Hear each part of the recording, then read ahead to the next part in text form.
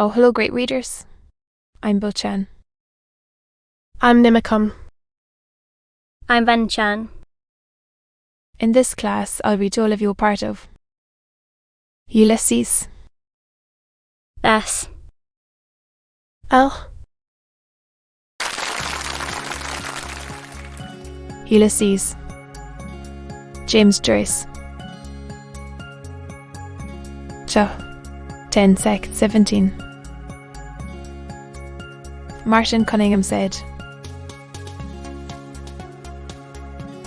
All turned where they stood. John Wise Nolan came down again. From the cool shadow of the doorway he saw the horses pass Parliament Street. Harness and glossy pasterns in sunlight shimmering. Haley they went past before his cool and friendly eyes. Nod quickly. In settles of the leaders. Leaping leaders. Word-out riders.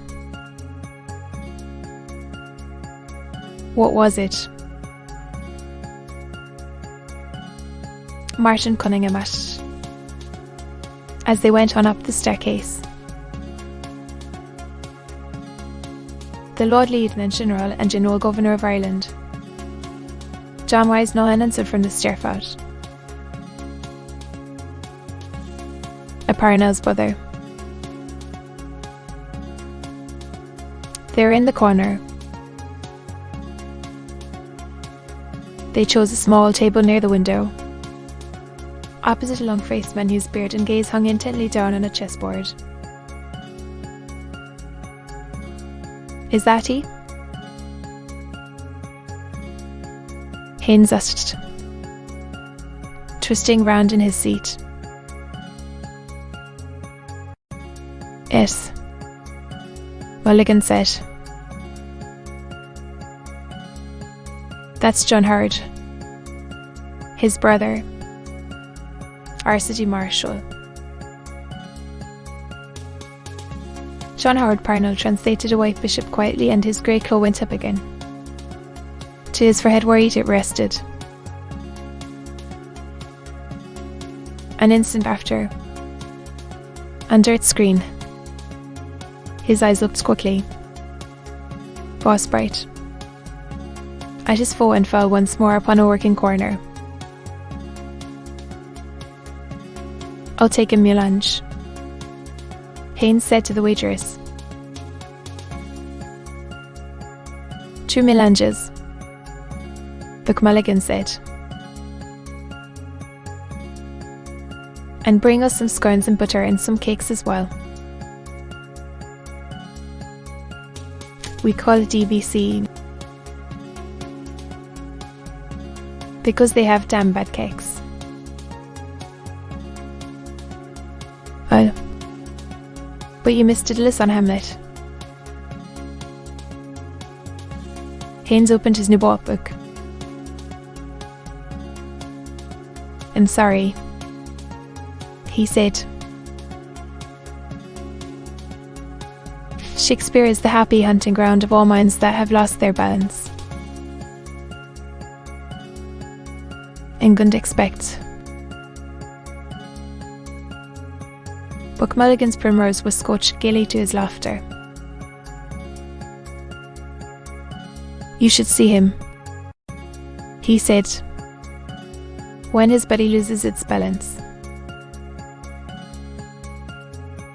Wandering as I call him.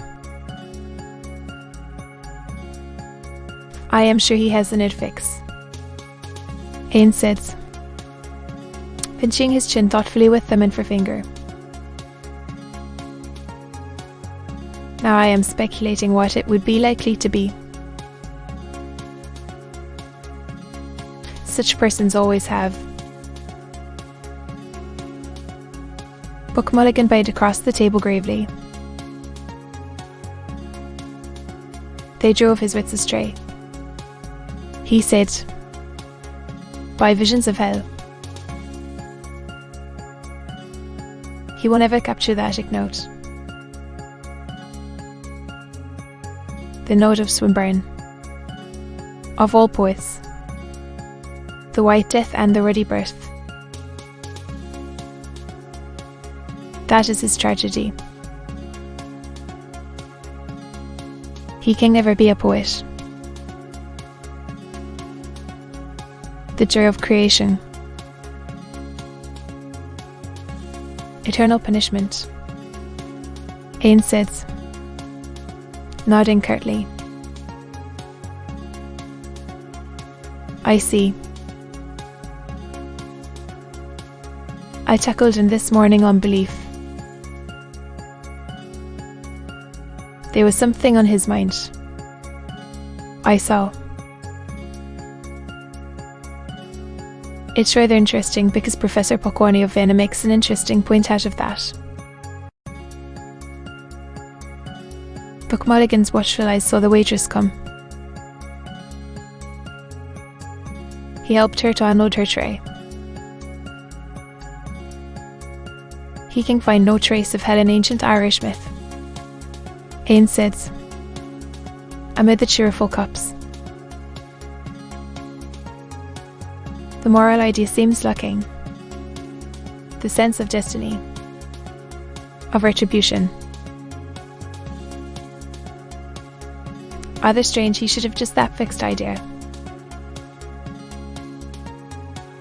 Does he write anything for your movement?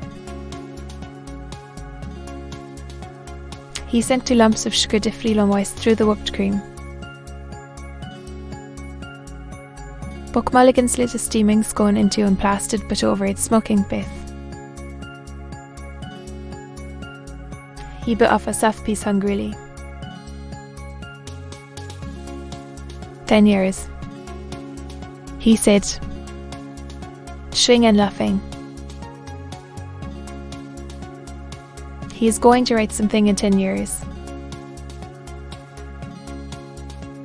Seems a long way off, Ain said, thoughtfully lifting his spoon. Still, I shouldn't wonder if he did after all. He tasted a spoonful from the creamy corner of his cup.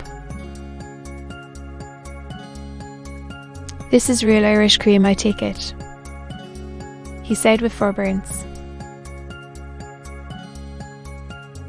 I don't want to be imposed on.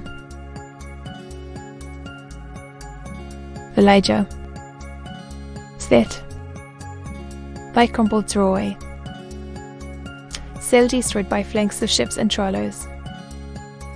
Amid an archipelago of corks. Beyond New Wapping Street past Benson's Ferry. And by the 3 Miss Schooner were 7 from Bridgewater with bergs.